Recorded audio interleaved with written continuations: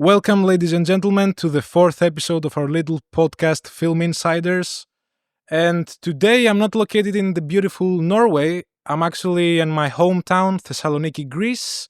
And yes, today I have a great friend from here, from Thessaloniki, Aspasia, who is an animator in films and in documentaries, actually. Animated films and documentaries, yeah. Exactly. And yes, welcome. And thank you so much for joining us. Nice to join you in your podcast, Arfen. Thank you for having me over. I was very into the idea of just having a chat with you about animation and this audiovisual field. So thank you for having me over. Yeah. Yeah, it's a pleasure. Mm-hmm. So we can straight up dive into my first question. Like, how did you dive into the world of animation? What sparked your curiosity to start like this crazy journey? Because it sounds like a crazy thing to be into animation, right? Yeah. Actually it is because you need to have a crazy amount of patience to I think that animators are very patient creatures in general. Awkward and patient creatures. But yeah, actually, as a child, I was really into animation. I really liked animated films, and I liked the quirkiness and the weirdness that animated storytelling has. So actually, when I started with my university studies in my bachelor, it had almost nothing to do with animation. It was in product and system design engineering. It was really interesting. I was really into this field, but thankfully there was this little window that I was very excited to find out that it was about animation. It was a class about the history of animation. But practically that was the moment that I started to search more stuff about animation and experiment with things, and also learn softwares. And yeah, that was what instigated the thing. Cool. So as far as I understand, was it something that you used to do as a child? Like what's like animations and like Looney Tunes or whatever? Was it something that was like into your day-to-day life that you liked, and then after you found out like through this class, you were like, okay, I kind of find like a connection there. Mm-hmm. Um, hmm.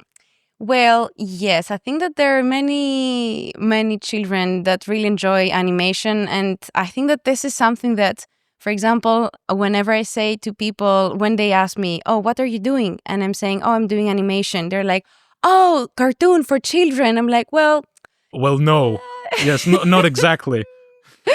So yeah, I think that animation has been attached with this specific category, but I think that animation has so much more than just children-focused narratives. So yeah, actually, as a child, I really enjoyed watching animations, but I also really liked drawing and creating stuff, and also performing. But the thing is that I'm also always awkward to perform in front of people. So I think that it's Okay. fantastic to create characters to perform instead of me. Yeah. Okay, cool. Mm-hmm. I have also another question regarding like the creative process. Like, if there is something that you like the most, like in the creative endeavor, like when you create like an animation, is it, for example, drawing like characters, or is it like creating movements, dynamic movements? What is it like the best thing in your work that you like a lot, that sparks your curiosity and grabs you? Maybe it's the story. I don't know. Mm-hmm. Hmm. Huh. I think it's very difficult to choose one, because the thing is that because animation takes so much time. So when you are in the part of, okay, I have this idea, I'm gonna go with this concept, and then you do the concept idea, the concept development, and then once you arrive on the part of now I'm going to start animating, it's already, you know how much time it's gonna take. So you need to grasp yourself from some moments that are going to give you some excitement. So the part that I think that I really enjoy is actually finding the key poses, because the key poses are the animation. Animation works in two ways. So you can. It depends also on the technique, but animation works in pose to pose, and also straight ahead. Pose to pose works great for 2D animation, which is what I'm mostly doing, which means that you're finding your key poses. For example, you have your hand here, and you know that your hand, you wanted to go there. So pose 1, pose 2, and then you go back and you fill in the in-betweens. All right, that's really interesting. And what is the other method? The straight ahead, which is something that I'm really into, but it's quite difficult to do in 2D frame by frame, because you lose the proportions, and it's more common in, not more common, it's how stop motion works, is when you do every frame, every instance, one after the other in a sequence. So you don't work the two poses, but you work like straight ahead, 1, 2, 3, 4 poses and so on. Okay, Yeah. but I guess even there you have to have like a place that you know where the character is going, right? Mm-hmm. Yes. In that case, a storyboard is really important. I think that, shall I explain what is storyboard? I mean, I think most people that they're watching, Yeah. they know what storyboard is. Super. Yeah. So I think that storyboard in the case of stop motion is interesting, because you know that you want your character to move from left to right. You want your character to be on top of a mountain and then fall down. So you know what is the process. But what I like, I usually work with 2D frame by frame animation. And what I like on this is that it gives me the opportunity to play around and switch things if I feel that one day I don't want to follow the plan. I can always do something different, except if you work for someone else. If you work for someone else as an animator, then you have to follow the plan that they give you. Yeah. I see. Interesting. I had no clue that this is how it worked. Like, it's the first time. Alex, have you ever heard about that? Yes, because you were into that, right? Okay. For me, it's kind of exciting to hear about that. Cool. Frame by frame. Oh, Flash. Another thing. Yes. All right. Cool. I feel like a child now that I'm learning the words. Cool. Right now, I would like to ask you a little bit about education, and about education in Greece, because as far as I understand, you have studied here in Greece, right? And then you, as far as I remember, you studied abroad, like you did your master's abroad. So the first question is, if you think that there are some good universities in Greece that it's worth it for someone to go when it comes to animation and what you did, or if you think that it's better for someone at the age of 18 when they graduate from school to go abroad, because there are not any good schools in Greece at all, you know? So, to be honest, I have to admit that when I started studying my bachelor's, there were not many animation universities in Greece. So they started to pop out quite recently. So I'm not very aware of that part in the sense of how it works in Greece. I'm myself working as a teacher, as a lecturer in 2 colleges, private colleges, that are also one is focused on the field of animation. The other one, it's mostly about marketing and like content creation with animation. Cool. But I think that in Greece, in Thessaloniki, in Greece, in Athens, there is the University of West Attica that they started having the animation department. I have seen some works because of Thessaloniki Animation Festival that the students have applied their films to. But other than that, I have to say that it's up to the person when they feel that, yeah, I would like to study animation. I would say that it's up to them whether they want to live in Greece or they want to go abroad, if they're ready for this change, which I think it's great. And also, I think that personally, I feel that by studying abroad in Estonia for my master's in animation, it gave me a further insight and a great inspiration on what I'm doing. Yeah. Uh, yeah, I hear that. Uh, I guess when it comes like moving abroad, it's also the fact that you're not at home, so you have to explore. You're more open to experience to some extent because everything is new. So every smell, everything, you have so much stimuli that it's, I don't know, like for me that was my experience in Norway, that I was more active, at least at the first years of the university, just because like the fact that everything is have changed. I don't know about Estonia, but for example, Norway didn't have like a lot of culture when it comes to film or when it comes to animation. It's like pretty dead. So I guess also it depends if the place that you go, they have a culture of what you're doing. So I want to ask you, for example, does Estonia have like some animation culture as far as I understand?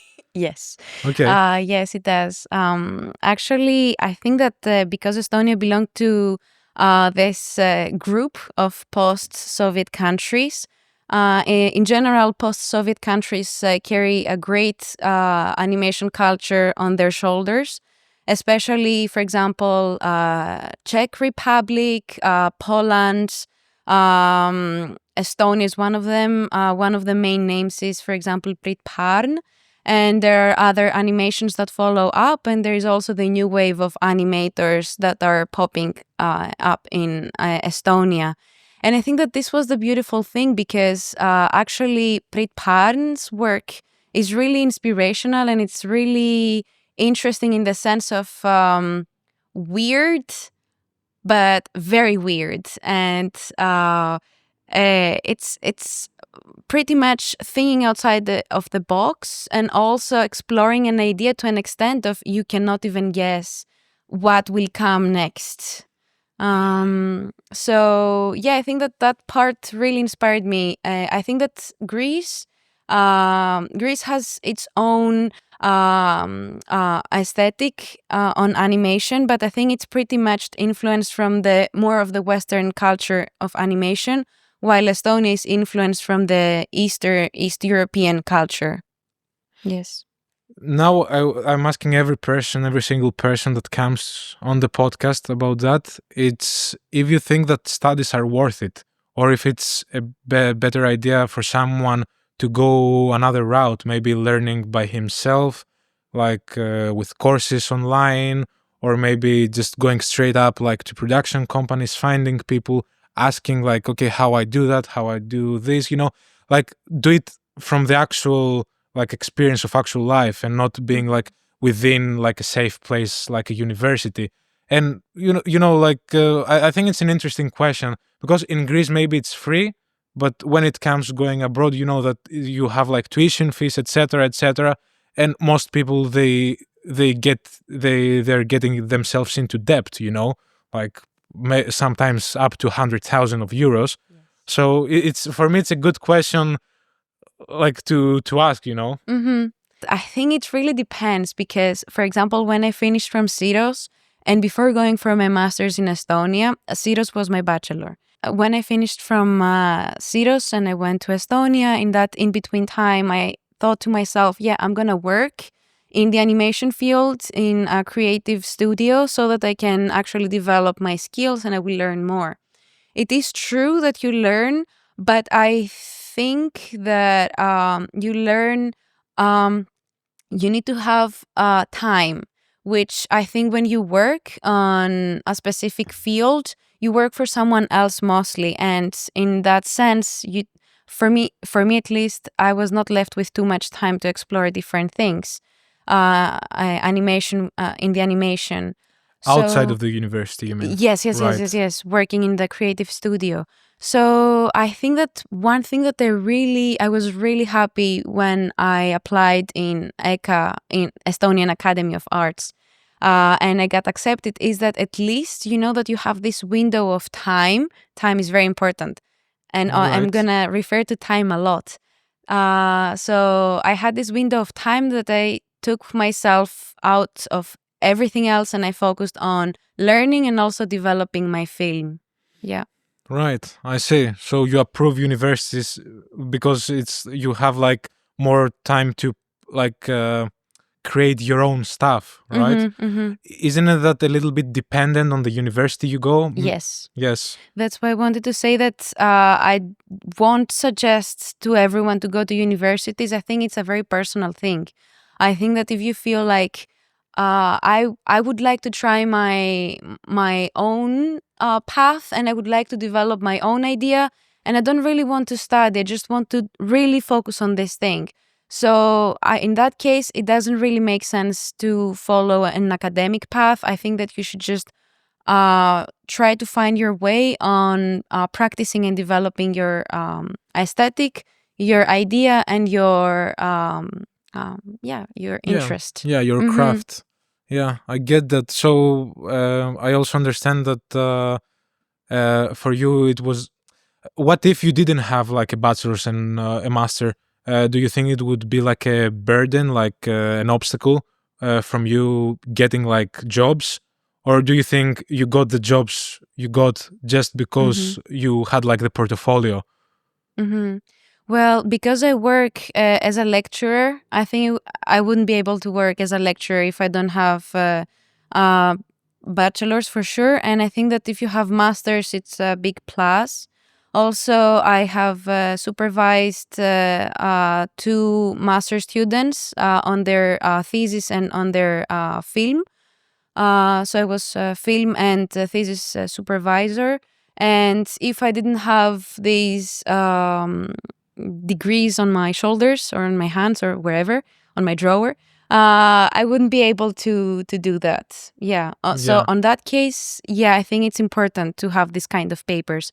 But on the practical work, I mean, if you collaborate with a director, or if you make your own film, it doesn't really make any difference if you have or not this kind of degrees. Okay, Yeah. that's nice to hear because I think there's like a lot of misconception, Mm-hmm. like in our field, when you start that, Yes. oh, you need like to have a bachelor's. I've heard that from a friend like a few days ago. Really? She just finished with her studies, like with acting studies, but it's not an actual bachelor's. Mm-hmm. There's Mm-hmm. not actual ECTS points. She's like, oh, I need to do one more so I have the points. Mm-hmm. And I'm like, okay, I hear that, but if there is no point, another point that you want to get to, for example, like you want to learn something specific from the new study, don't do it. Like try to build like a portfolio or something. Yeah. Like I think in Greece, generally speaking, people have like this misconception that you need a bachelor's, and then all of a sudden you go like, now I just finished with my studies. Mm-hmm. No one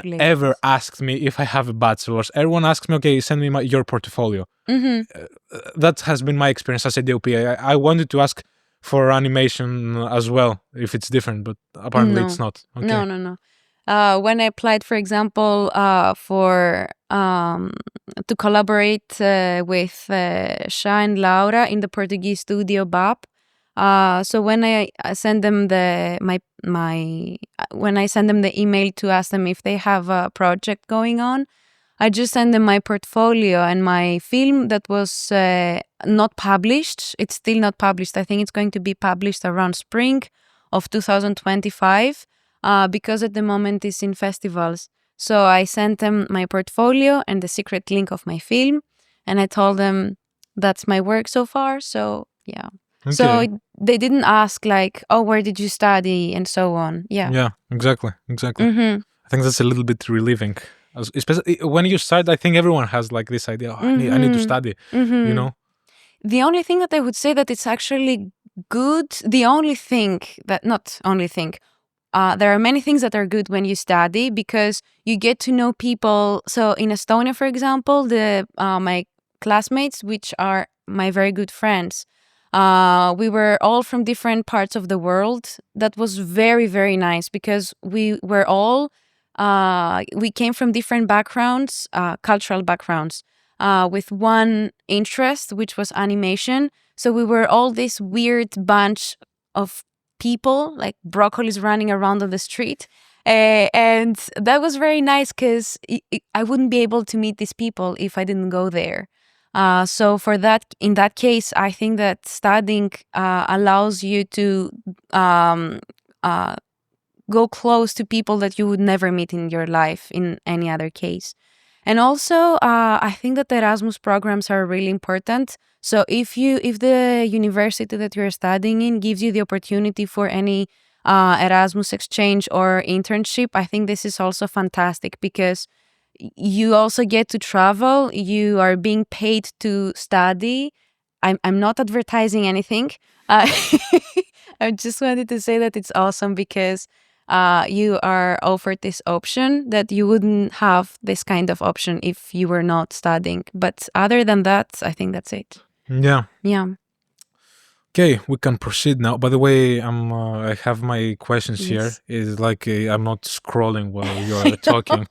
I had to tell you before because when I watched the first episode, the playback, I was like, oh shit, it looks like I'm just scrolling, doom scrolling, like mid interview, and I'm like, oh shit, it looks so bad, I need to buy like a big tablet for that. All right. Okay. While I was searching a little bit about you on the web, when you sent me some information, stumbled about this thing that you say, movement within stillness, right? And as far as I understand, this is kind of like your style in animation, right? Practically, finding movement within stillness was the focus of my thesis. And my thesis was pretty much connected and inspired from my film, from my animated film, My Mother, the Sea. And so the whole focus of this little sentence is that in animation, as also in filmmaking, because, I mean, as you know, there is always movement. Even if you perceive something as completely still, there will always be some form of movement. And the question is there a possibility to portray stillness in animation without just keeping the frame still? Because as long as the frames are passing, this means that there will be some kind of flickering or some kind of change in the lines if you do 2D frame by frame. So the whole question developed and started from, in general in life, whether there is stillness in life, because time occurs, time happens, time exists. We live because time exists. And the two important values in animation, the most important values that you might hear most of the animators talking about, is time and space, timing and spacing. So practically, time, it means that as long as you go back or forward or back on time, this means that something will happen, something will move on space, on the frame that you have. And as a filmmaker, live action filmmaker, you get to move in space, but time happens because of reality. But in animation, you also have to decide the time. You have to decide how you're going to develop this movement in space within the time that you are thinking. So practically, I think that I did a big round to respond to this question, but I think that I like the movement within stillness, because if you have a still frame, you cannot really, if you see one frame that's like this, you don't understand what is going to happen next and what is going to happen before. So in animation, is practically dissecting this kind of motion. Cool. Does it? It makes sense. It's an interesting thought process. Okay, that was your master's thesis, right? Yes. Yeah, it sounds like a little bit more advanced than like a thesis for a bachelor's. Yes, I went a bit crazy working on this thesis, but I really enjoyed it. Yeah, it was my whole focus was it will be a bit macabre, but it was about death. So because my film is about death, it is about my mom's passing. So practically the way that I connected it is that I try to prove that even in death there is movement. In nature there is movement.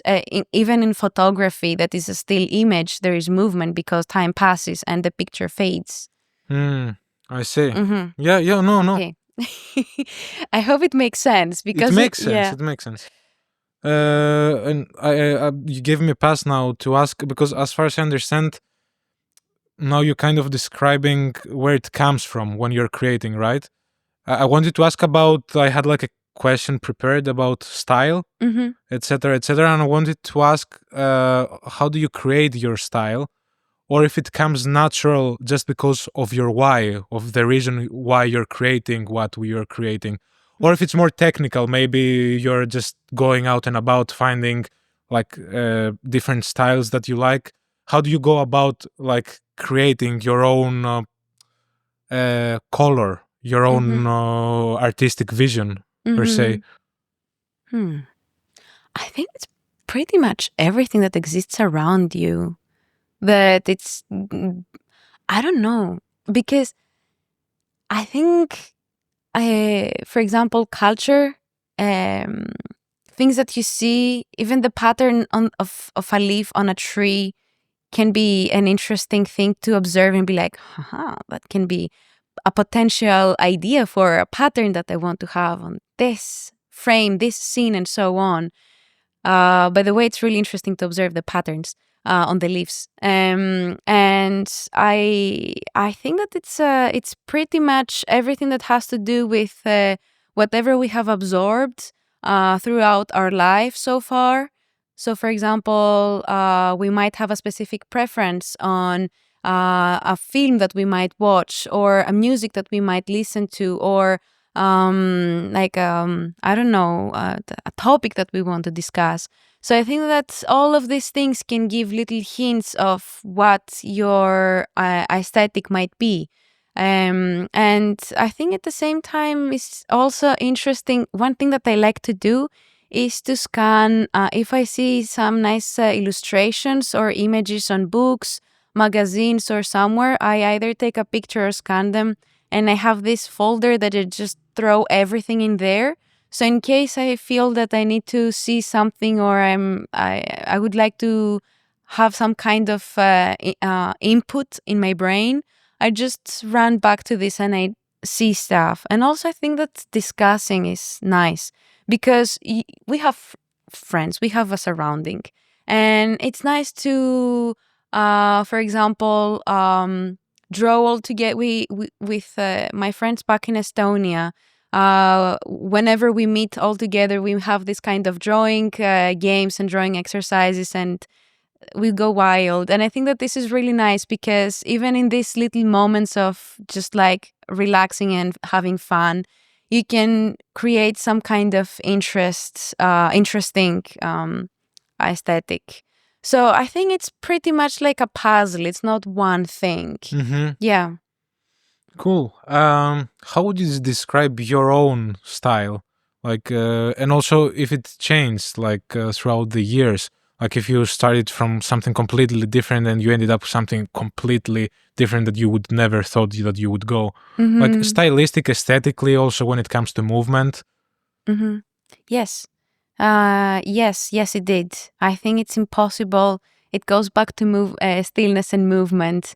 I think it's impossible to stay fixed on a specific aesthetic. I think as you grow, you tend to find and to discover more things. So I think that I would like to mention, for example, about animation. There are two artists and very good friends. They're actually animators. So it is Lucia. She has an amazing style. And also Heta Jalinoja. She's from Finland. And she was actually the supervisor of my film. And both of these two creators were, for example, a big inspiration in my work. And I think that since meeting them, I can see that my aesthetic has been not influenced, but it took a lot of inspiration. Yeah, a lot of ideas. And we were also discussing it with Lucia, because I think it's not only take, it's give and take in this case. Yeah. But more specifically, when it comes like to your personal style, like how would you describe this style? Like when, for example, is it a simplistic type of style? Is it like a lot of things happening? You know, a more complex. I don't know. Like for example, like when it comes to directing of photography, like some directors of photography, they have like.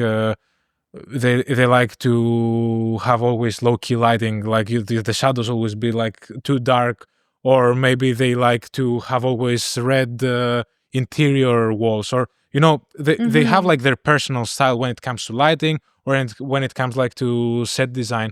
I don't know if it's something similar when it comes like to animating as well, when it comes to style, that it's like your own thing, that if I see your work, I know that it's Aspasia's work, you know? In animation, it's difficult because it's not only one image that you are creating. For example, in illustration, it's like a whole thing that in frame by frame animation, 1 second is 25 frames or 24, which means 24 different images. And in that sense, what you're creating within this frame, within this time, is a massive amount of drawings. So you have to find an aesthetic that it's not only recognizable as your own work, but it's also easy to work with, and you can work with it well. Yeah, Yes. yeah, I get it. Like because it's like too much work, and if you put too much there, I guess you need to know what to subtract. You know what to leave out. You cannot like put everything in there. You need like to. I guess this is what you're saying, right? Also, sorry, I wanted to ask you for the DOP, for example, because you mentioned, what is your favorite aesthetic, the one that you use the most? Personally speaking, because it's nice that you ask me a question. You're the first person that you get the initiative of asking curious. a question. Yeah. That's nice. Because I'm really into lighting, because I did like a lot of gaffing into university. I have like a tendency like to do like a lot of overhead lighting, like what I did here. Like I love overhead lighting, and I also love side lighting when like most of the face is within darkness, but also there is some sort of light coming in the face. But I like to have my face mainly the shapes to be dark.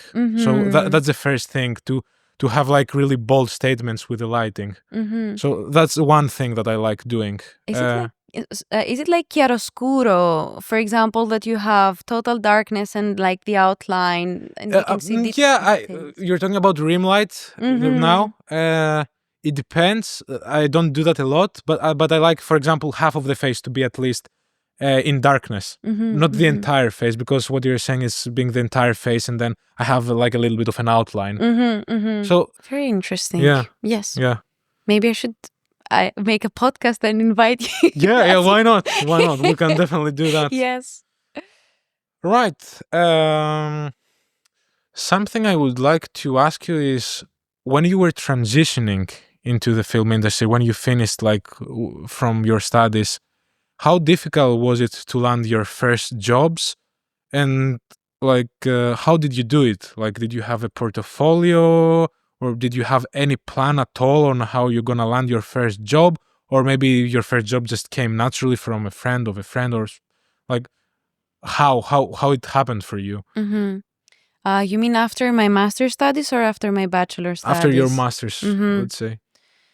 Well, it's actually not easy. It's I think that the filmmaking industry is pretty much filled to the brim, and which is good because there are so many creative people, but at the same time there are not enough positions for them to be to be hired in. So I would say that when I finished with my studies in the Estonian Academy of Arts, I was very lucky to apply in Bob Studio, where it was actually a paid internship because the positions as like in-house not in-house, I was in-house, but as so the people that were animating were the people that are working full-time in the studio, and they needed extra hands for the production because it was a very, very big task, and there was not enough time. So I was very, very lucky to have this open spot because I love both of the directors, Sha and Laura. Laura Consalves and Sha Ramirez. So I was. You kind of nailed the accent there. I tried. So I was very happy to be there with them and be accepted. They said that I told them that I think that this was one positive thing. I told them that I studied in ECA, I finished my degree, I sent them my portfolio and so on. We arranged. They said, "Oh, ECA, awesome. We trust people from ECA." So that was a positive thing, going back to the question about education. But other than that, we just had a meeting. They asked me things so that we can see if we vibe well. So that was, sorry, I'm going a bit in depth, but I think that was a perfect chemistry. There was a perfect chemistry between us. But I think that in general, because I'm interested more in the independent field of animation, I think that it's really difficult to find a job. There are more opportunities for internship than for a job because of not enough funding, and because animation takes so long that yes, it's really fucking expensive, right? Yes. It's not expensive. It's not, the payment is not very high, but the amount of work is a lot. Yeah. So it's a very tricky situation. So practically, after I worked for almost a year for the production in PERCEBES, which is the film's title, the animated documentary, and then it finished. So we had all to find something else. After that, I hopped into education and I started teaching because I felt that at least this one can give more. I like teaching a lot, and I felt that I need this kind of time so that I'm not gonna be jumping from production to production, and also I will have time to start working on my next idea. Okay. Yeah. Cool. Back to Percebes.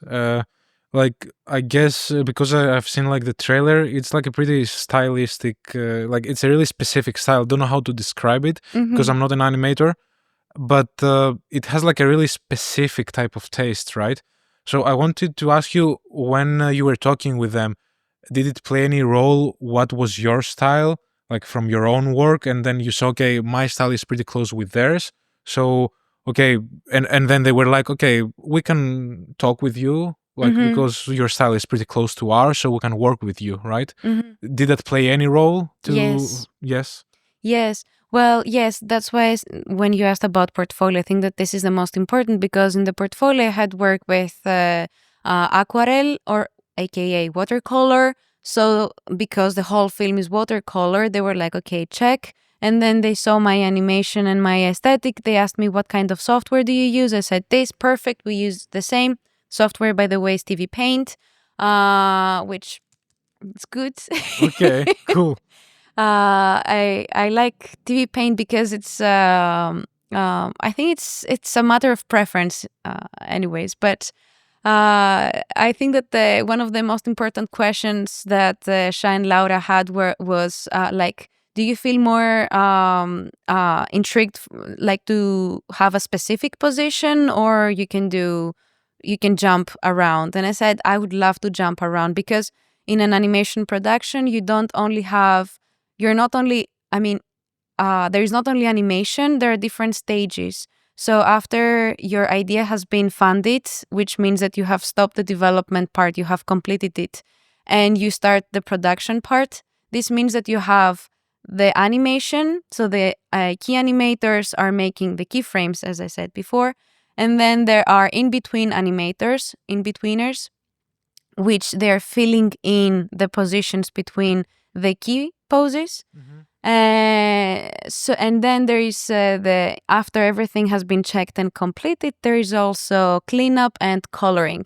Cleanup is when you start to erase things that are not necessary, which is very important because it gives this clean look on the animation. And then there is coloring, which is the color that you mentioned, which was digital on some parts and analog on some other parts, watercolor. I said to Sha and Laura, I'm actually very happy to try anything that comes up in the production. I really love animating, but I also love coloring. Cleanup, I also enjoy it because it's relaxing. You can And sit a back. little bit mindless, I guess. Yes, right? yes. You can sit back, listen to your podcast, and do your cleanup. But yeah, I think that the parts that I enjoyed the most was in between animation, animating, and coloring. Yeah. I mean, I would like here to ask you a little bit if you want to talk a little bit about PERCEBES as a project. Like, what is it about? Like, and if you can clue us in, because myself, I just watched like the trailer and I'm not really into like the premise, etc., etc. So PERCEBES is an animated documentary that it's created, and it focuses fully on a specific little barnacle that exists in Portugal. This barnacle, which is in English, it translates as goose barnacle. I think it doesn't exist in other places in the world, or it might exist maybe in Canada, which is very random. And it practically showcases the circle, like the life of this barnacle, but it actually represents also the local community that this barnacle has immediate effect on, which is the south of Portugal, the area of Algarve, which is it's a very beautiful place, but it's a very touristic place. And because this film is interviewing the locals say that we feel that we lose ourselves, we lose our culture because of so much tourism, but we know that we cannot actually live without the tourism. And it's funny because many people love this barnacle in this area, in this region, love this barnacle, PERCEBES, so much that they even have tattoos of it on their bodies. And also have to say, which is really interesting, you can look it up online because it's really cool to see the harvesting of this little alien creature, because it grows on the rocks that are facing towards the Atlantic Ocean, where all the intense waves are hitting against the rock. So it's extremely dangerous to harvest it. A lot of people die every year because of how dangerous it is. They lose their life. And it's very expensive to sell. It's a very expensive dish because of this reason. And I think that the people that actually do this job, they actually dedicate their life on this little animal. Yeah. That's crazy. That's really interesting thing to make a documentary about. Cool. But I have a question when it comes to how do you make a documentary with animation? Like, because as someone who doesn't know about that, it's like the first thing that pops up is like, how is it a documentary if it's animation? Right? Like, how can you make, because documentary it's supposed to be documenting something, right? Yeah. So how, like, and what is it exactly? Like, is it just taking frame by frame of actual footage and turning it into like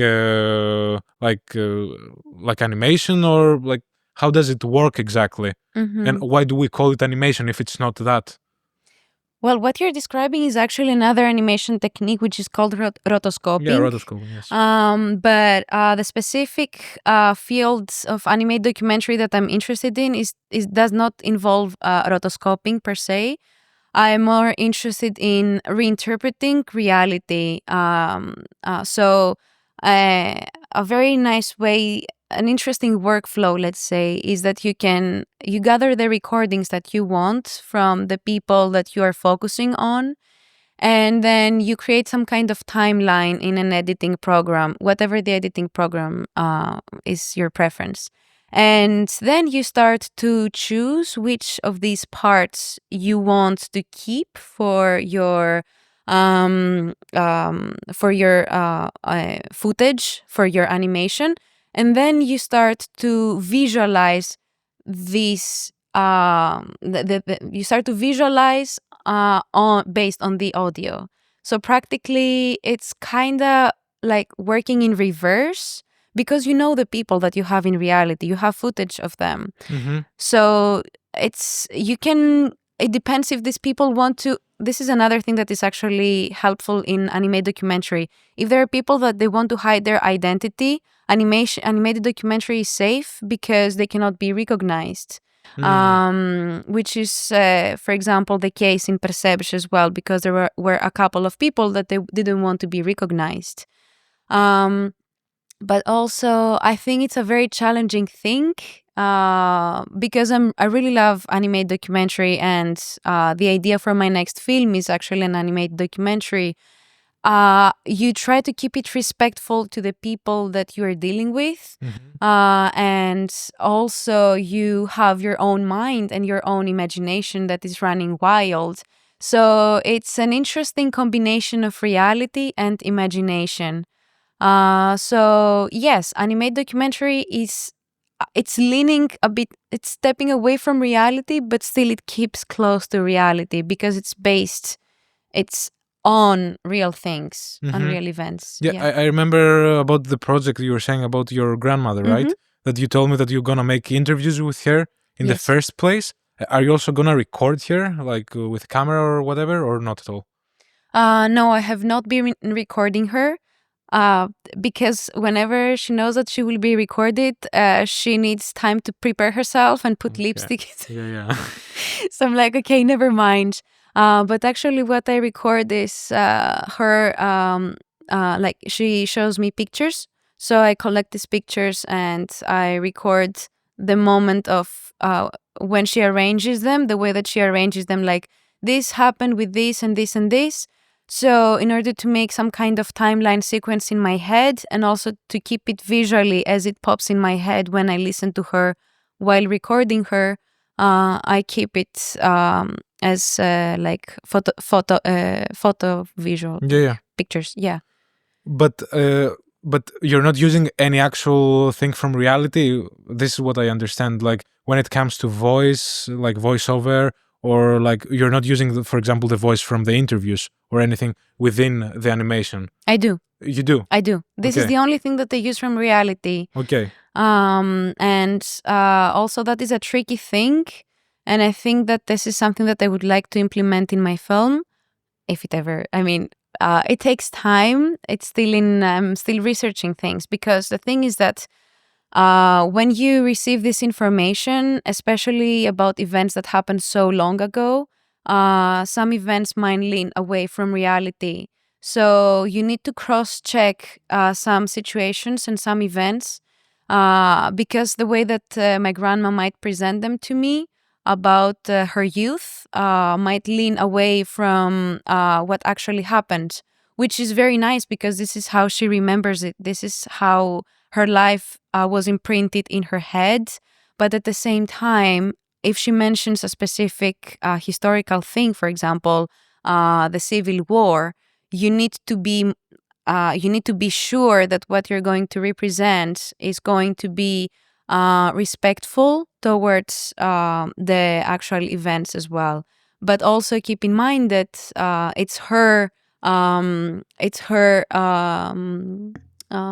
recalling her narrative, Mhm. which it's something that is precious. Yes. Yeah. So I think it's pretty challenging, like keeping it close, like to reality. Because, for example, right now I haven't told you about that. I'm working on a new documentary about a girl from Senegal, and because I'm planning on working on her past and on portraying her past, it's like, okay, how can I do it? Because there is nothing much happening to her life right now, but her past is like extremely like interesting.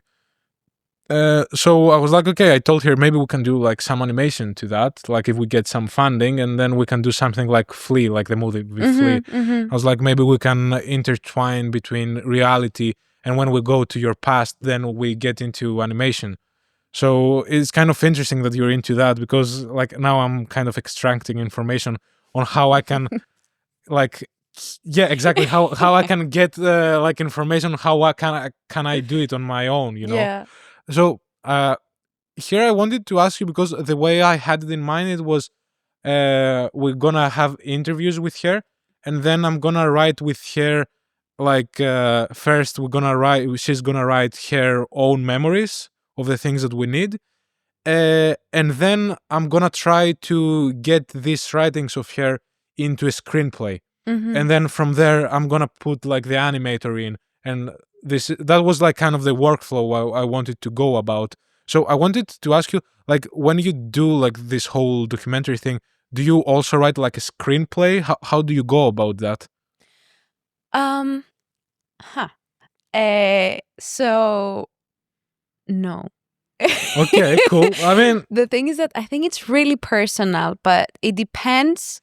If you want to apply for funding, which is something that it's I am you need to apply for funding or pitching. So in order to do that, you need to have some kind of script, because the script will give the understanding, because you don't really have the visuals yet. You have concepts. You don't have an animation. You might have a test animation.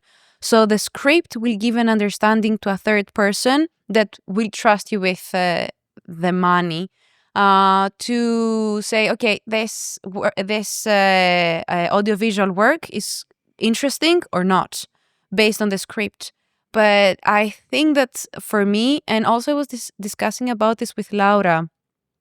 For example, on her previous film, which is The Garbage Man, it's a film about an uncle of hers that migrated to France, and he was collecting garbage and so on. It's a very nice film.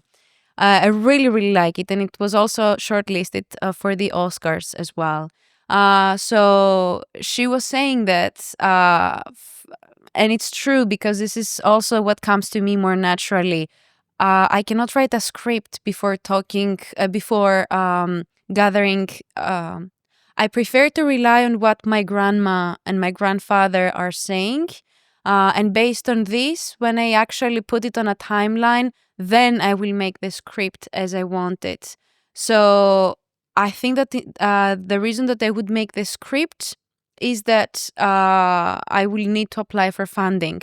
Otherwise, if I wouldn't have to apply for funding and I would find money in a tree, I would be able to just jump right into storyboard, or even better, the animatic. Animatic is practically the moving storyboard. You take parts of the storyboard, you put it on the timeline, and you see actually how much duration, let's say, you might need for this scene, how much duration you need for this scene, and it's helpful, especially if you know that to know the flow of the film. Yeah.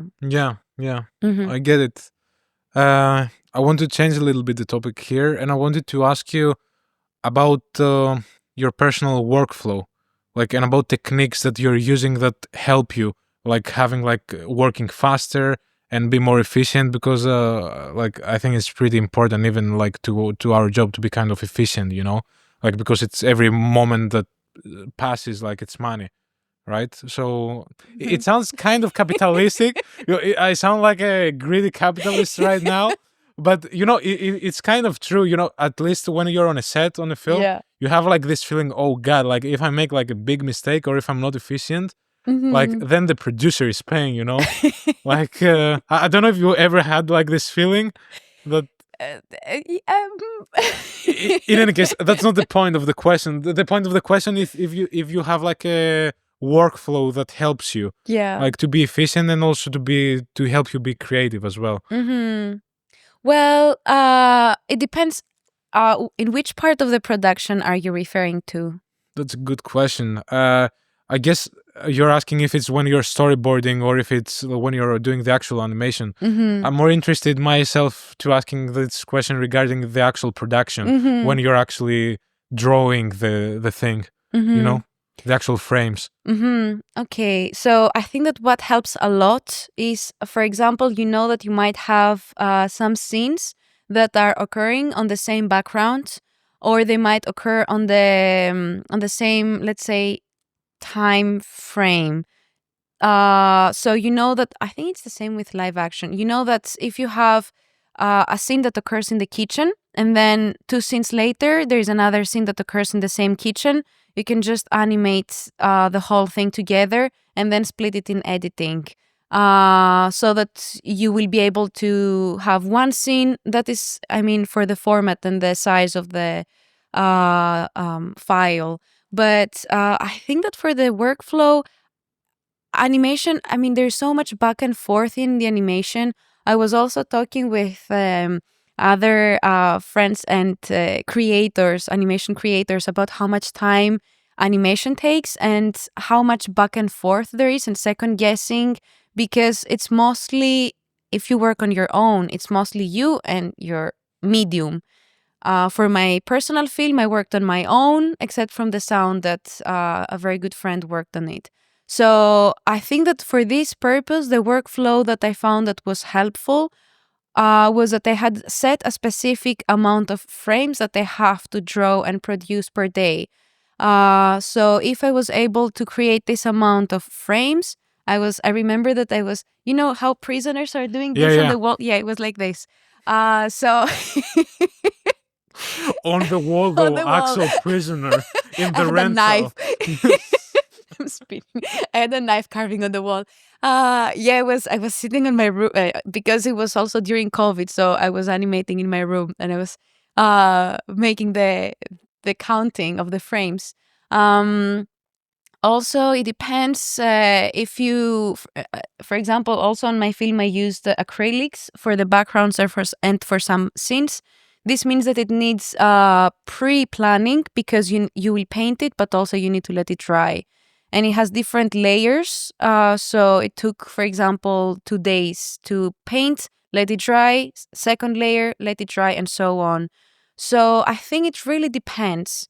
I would say that the one that I stick to and the one that they used also for PERCEBES and for other projects that I have worked on is prison counting, the frames, specific amount of frames. You know that you have a scene that it's, for example, 4 seconds. So you say, okay, I want to finish this scene in, let's say, this amount of time. It depends on what is on the scene. So you divide the days that you have, and then you make the planning to start counting the frames. Yeah. And when it comes like to workflow, it's kind of related, not really, but it's on the same page. If you have developed any techniques of yours that is like pretty unique, that like you're also proud of, like that it's like, okay, that's my technique, and you know, I love this technique, and it gives like a personal touch to my work. Are there any techniques that you developed that you're proud of? Thank you for asking this question. Yeah, I knew that you wanted me to ask that, so. Yeah. Well, yes, actually, I feel quite proud about this technique, and it's a technique that I also passed on to the students that I supervise their work, the master students. So it's practically, so the film, my personal film, which is called My Mother the Sea. It's animated based on the breathing patterns that I was observing when I was recalling specific memories of my mom or with my mom. So each scene is a specific memory, and each scene is animated based on the breathing that I had according to the emotion that this memory was bringing in my mind. And the same happened with the sound. For example, for the sound, I asked from my friend Bruno Quast, who is the sound designer, to borrow me his little recorder with a little afro on top. And I placed it on my chest so that I can record the breathing that I had when I was recalling these memories. And he said that it was actually quite interesting because along with my breathing, there was also my heart that was being able to being heard on the background. And it was interesting to see how the pulse was being faster or slower depending on the memory. So going back to the animation, what I said about animating based on the breathing patterns is that, for example, if you're happy, you tend to breathe faster and you try to make faster, intuitively you make faster movements. So this means that the movement that you will create will have more, like when you go faster, this means less frames and it will have more slow out maybe, which means more frames in the end and so on. So it was interesting to actually test it out. So when I was finishing the animation and the in-betweens of a scene, I was breathing when I was clicking play. I was breathing throughout this whole sequence of animation to see if my breath was in sync with the animation, and if I felt like this is not a point that it reflects the emotion that I want, I was changing it around. Yeah. That's really interesting. It helps a lot. The same I did with the editing. So if I'm not sure about something, I just try to think of the emotion that this situation is creating to me. And then I try to understand how I'm breathing based on the emotion that I have. How did you come up with this idea? It sounds like exceptionally unique. Like, did you just thought about it one day or? Thank you. Yeah. No, I think that I started to observe. I think that it happened intuitively. I think that I started to, because when I started to animate, when I came up with focusing my film on my mom and her passing, I didn't want it to be, I wanted to be about the emotions. I wanted to be based on this. So I felt that I was also, another thing that I felt when I lost my mom was that I was feeling that I didn't have air. I couldn't breathe. There was not enough air, and I was being suffocated. So it was also a good way for me to breathe. It was very meditative. And also I think I would say that I think that Estonia helped on this, because Estonia, as you might know from Norway as well, it's a very silent, especially in the winter. There is snow, darkness, and silence. Tell me about that again. So it was actually quite interesting, especially when I was going for a walk in forests and in the park, and I could hear my footsteps on the snow, and it was almost like breathing. So it was interesting to see how everything creates this kind of circle and timing.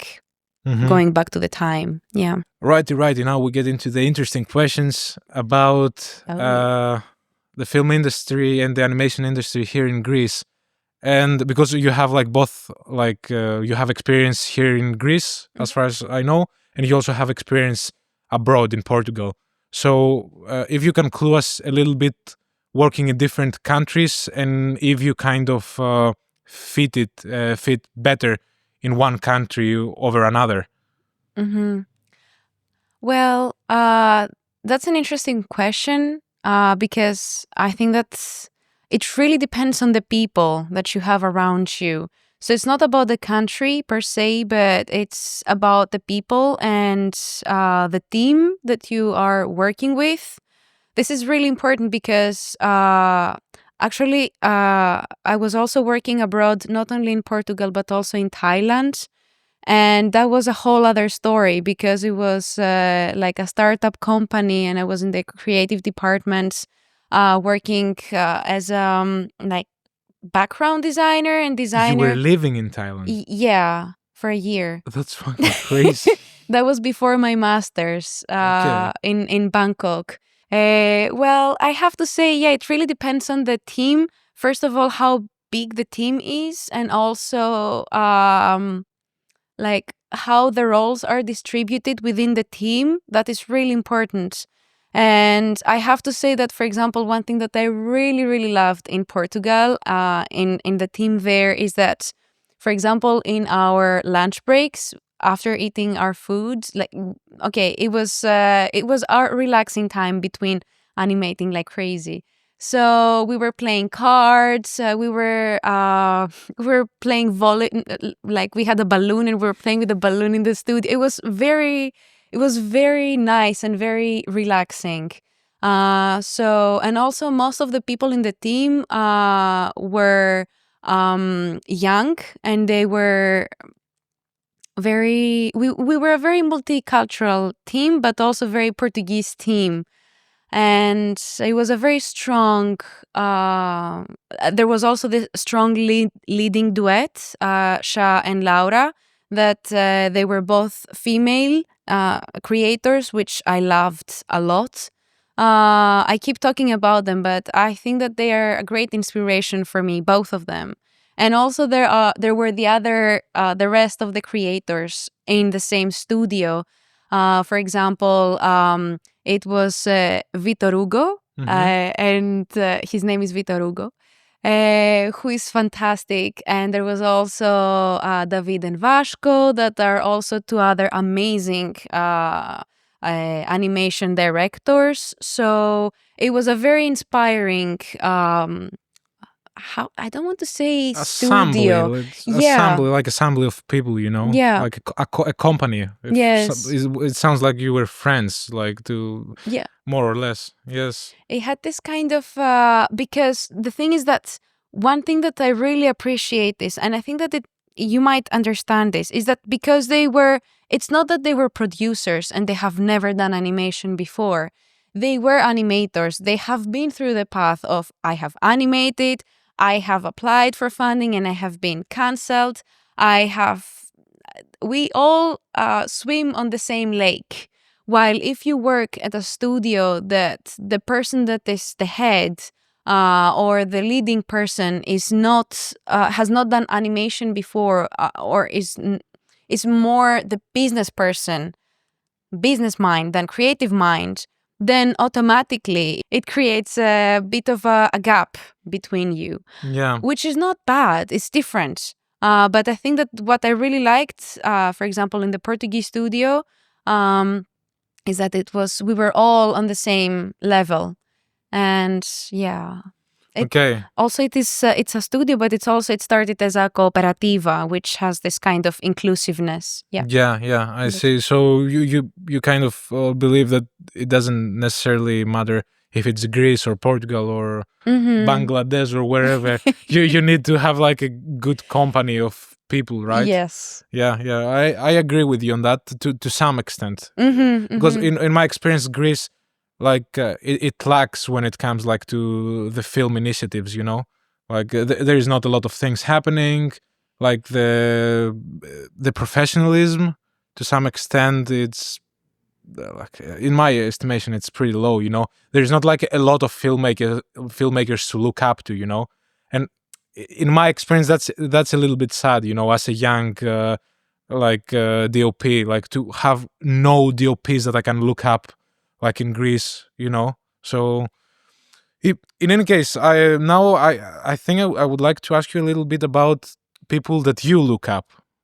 Some people that it kind of help you to also create your own personal style. Some people that you are like, okay, that's so amazing. I really want to kind of go towards this path. Like if you have a few animators in mind that you can name, also for people just to check like what you like. Hello, people. Hello.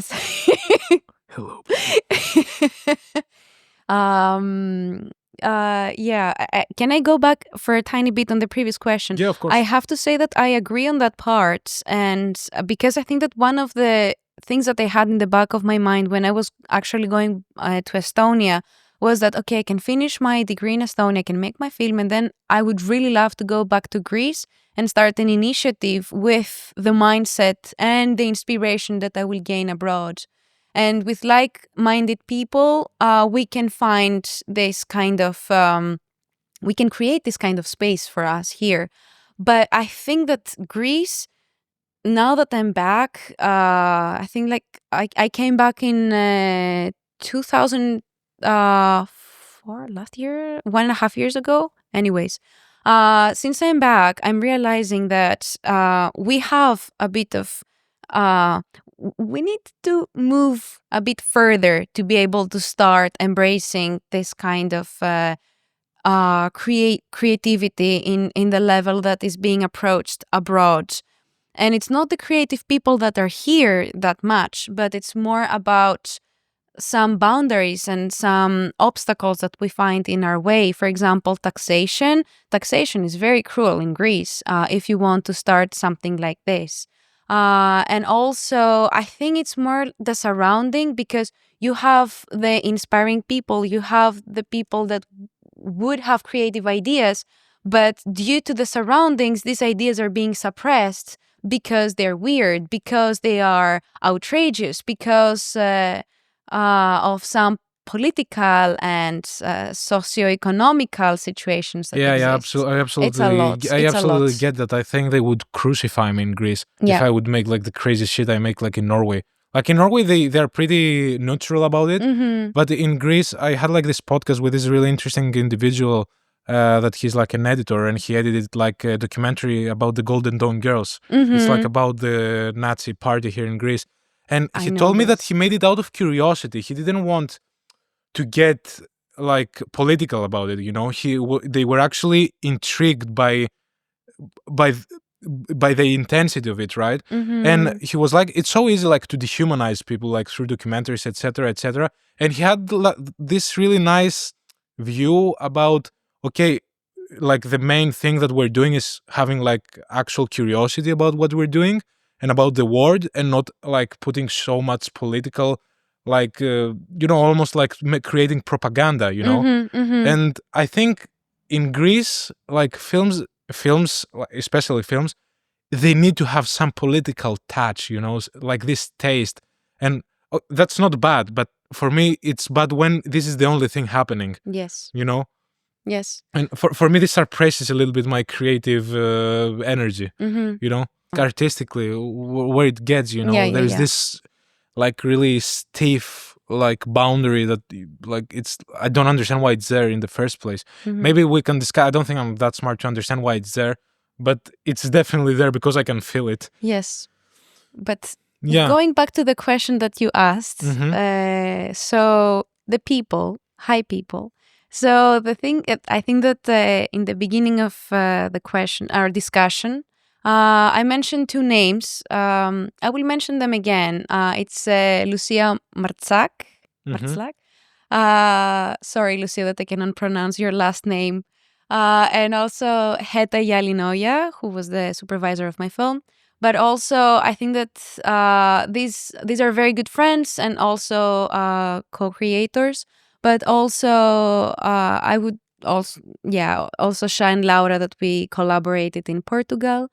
But there are a couple of other fantastic creators like Roberto Catani, for example. He's from Italy, and I think that the way that he's creating movement has greatly inspired my work, because he has this kind of fluidity, this kind of everything is like a dough that can be transformed into anything. So instead of cutting a scene, you can just create something else out of it. And I think that this is the beauty of animation. In general, I look up to creators that do not handle animation in order to copy reality, but they handle animation in order to surpass reality. Yeah, transcend the reality to the spiritual realm to some extent. Yeah, I get it. And I think you also have like this fluidity into your animation as well. I'm gonna put a little bit of your things as well, like just to play, just to make like a point, because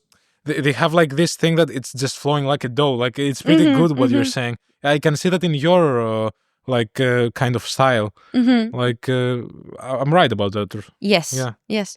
Yes. My characters are pretty much doughy. That's why I also really enjoy straight ahead animation.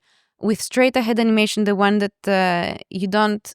I like both a lot, but if I want to have this kind of fluidity, I think pose to pose is it sets some kind of boundaries. While if you go straight ahead, you can just make it flow like a fabric on the wind. And I think that I don't know, there are a lot of other creators that I really enjoy and I really love their work. For example, Flora Anna Buddha is another one that is fantastic. She made this film, it's actually autobiographical and it's called 27. And she's a wonderful filmmaker. And there are a lot. Caroline Leaf. I think Caroline Leaf is, for me, is the top of the top in animation because she has explored so many different techniques. Her specialities, for example, paint on animation and sand on animation. It's so fantastic to think that something that you step on when you go to the seaside, you can take it as a material to animate with. And it's very beautiful and atmospheric. So I think that there are a lot of creators that I really enjoy their work and I get inspired from their work a lot. Nice. I would also I would like to ask you what is like your favorite material to work on. Like you told me that you like to paint. Is it like to analog or is it digital or is it sand? Maybe I don't know. Like if you have like your crazy preference there. I like to animate on paper, and I think that because paper takes so much time, sometimes as you said, time is money. Sometimes, Yes. so that's why I might move to a digital medium, TV Paint, the software. Because it saves so much time, and I think that if you use the right brushes, it can give a very like close to the analog aesthetic. It can give a result close to the analog aesthetic. But I also like to use, for example, watercolor a lot for the animation, and I think that in my in my plan is to actually use coffee as well instead of watercolor, because I'm thinking that it would be so nice to just create the frames that you need, and then you can just recycle them instead of. I mean, you can recycle also watercolor, but it has this eco-friendly side to it that you use the coffee. Maybe it's like 3 days coffee that is standing on the table, so you can use it to to give some kind of tint to your shades on the paper. Crazy. And I like also a lot colored pencils and pencil. And I would like to experiment more with charcoal. I think charcoal has a lot of possibilities and it's such a beautiful medium. Yeah. What about scratching? Because you showed me like this scratching thing. Can you show me as well now? Because yes. I'm kind of interested. Wait. It's this and this. So this is practically three layers of acrylic paints. There is also this one. So the way that it starts working is this is a small sequence that is in my film. So the way that I worked with it is that I have applied the color on as a first layer. So if you see on this corner, there's a bit of yellow. Yes. So there is a bit of color on the back. Wait, so you first paint like the first layer with yellow and then black on top. All right. But it's not black because I have added a bit of blue as well. So I kept adding layers. The thicker the better, because if it's not very thick, you will start scratching. Instead of finding the color, you will start finding paper directly. Okay. Now I think that because time had passed, the color had faded. But then the next step is actually to start making your cubes, your little frames, so you know approximately how much space you have within the canvas. And then once you have your space, then you start putting the time, you start putting the movements. That's interesting. Okay. And I can also show you with biframes. By the way, what is the name of that? That's just scratching or whatever. Yeah, Or scratching on paint. Okay. And I have to give credit to a good friend of mine, Silvan, who is the one that we were discussing about this technique, because his film also had this, and he gave me tips on how he worked, because he's also doing tattoos. He took a mechanical pencil and he put inside his tattoo needles. And then he passed them on to me and he said, you can use them. But the thing is that with the amount of scratching that I wanted to do and the size of my the flower, it was a bit bigger than his forms. So the tattoo needle was too thin to be able to scratch it. So I don't think that the camera can see it. This is it. Mhm. But if you want, you can see.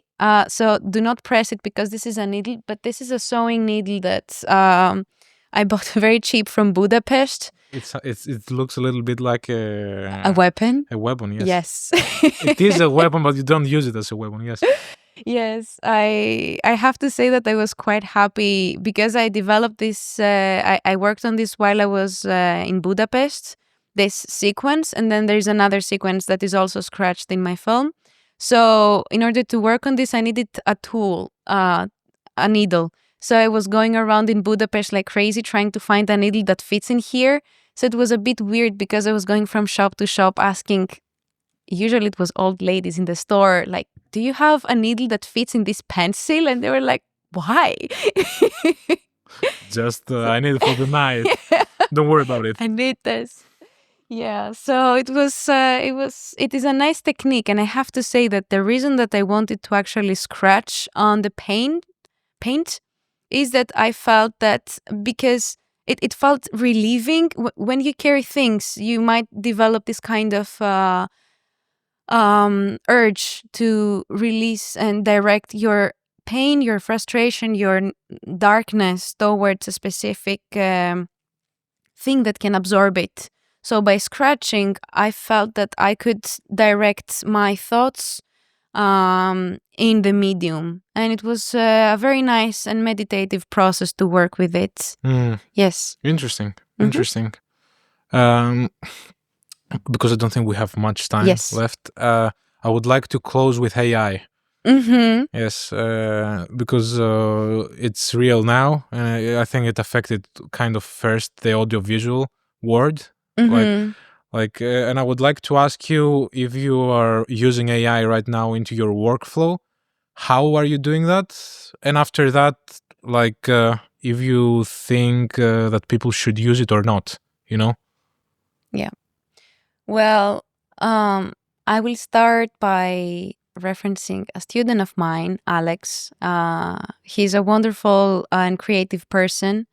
And last year he approached me very skeptical and he said, well, teach, with all this going on in the world and with AI, I don't know if there is any purpose anymore.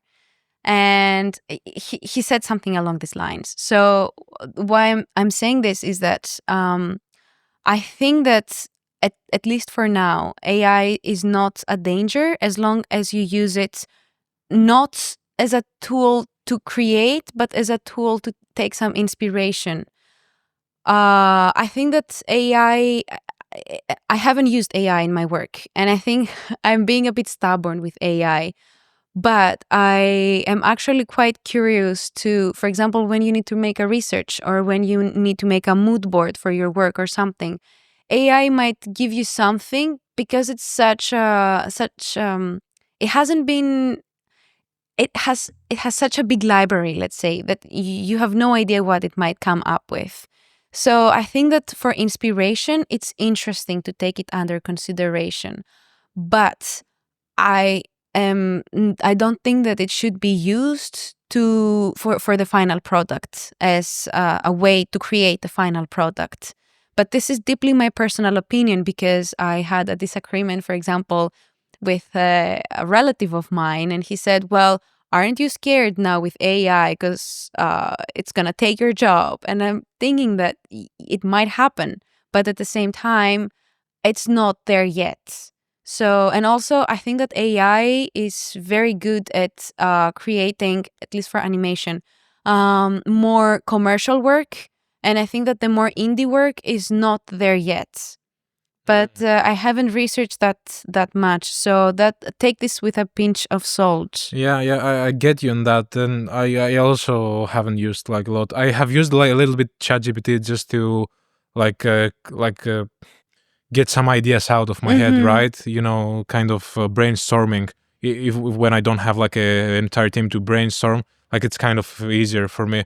But when it comes like to the creative endeavor, like I think the problem with the question, like if AI is gonna replace us, is like who cares? Like because AI doesn't have a reason, a why, an embodied why. You can get into like philosophical, a big philosophical talk about that, but the reason why people are creating art, in my opinion, is to get a why out. It's researching the human spirit. Maybe sometimes it's to different levels. You might make like Fast and Furious, but again, it's there are different levels of art. But to all of the levels of art, it's always about trying to explore something in you. And when, like for example, your student comes to you and is like, is there any meaning? Of course, there is meaning, because the meaning starts from within. It doesn't necessarily matter. Like the medium is just a medium. It's just a vehicle. And I don't know. In my estimation, if we use AI as a vehicle and we are focusing on what is happening from within, that's okay. And I think that's gonna happen to some extent. For me, the biggest fear is if we lose the track of why we're doing it, and we just let like audiovisual material just for the sake of consuming and not creating. And I think that's a dangerous path for the industry to take. So we lose the track of why we're doing it, that in the first place, to say stories to each other. Yeah, it is very much true. Also, a small parenthesis on that part, because this past few months, I have been working with my partner to create 5 animations for an exhibition in Benaki Museum. The thing is that many people that I talked with, they were like, well, why didn't you use AI to create them and you just spend so much time animating?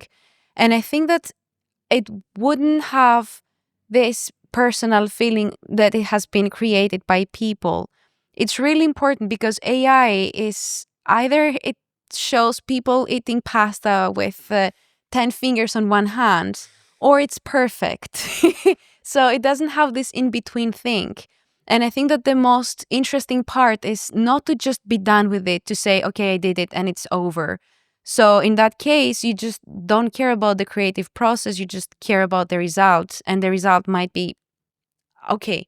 But what we cared about was actually finding out and like exploring new ways of creating, approaching this side of animation, and also learn new techniques in a software that we might not be as familiar as other softwares. Yeah, the in-between steps, they have an intrinsic value that you cannot just overpass just for the sake of like being effective, Yeah. per se. Yes, I get that, and that's really important, because like how the industry works is like you need to be faster, you need to be more efficient, it's like that tack tack tack tack tack. Produce. And it's not like all the in between. We don't care like to just take a breath and be like, okay, like there are other important things. And I think we kind of like just care for producing, and just the producer to produce more.